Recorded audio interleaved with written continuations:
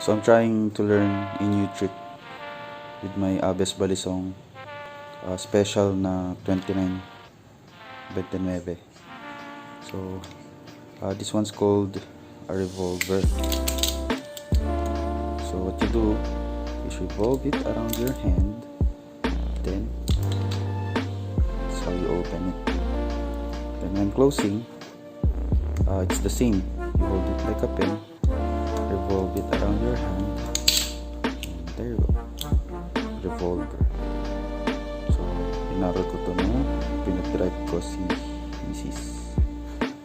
Thank you for watching, guys. Bye.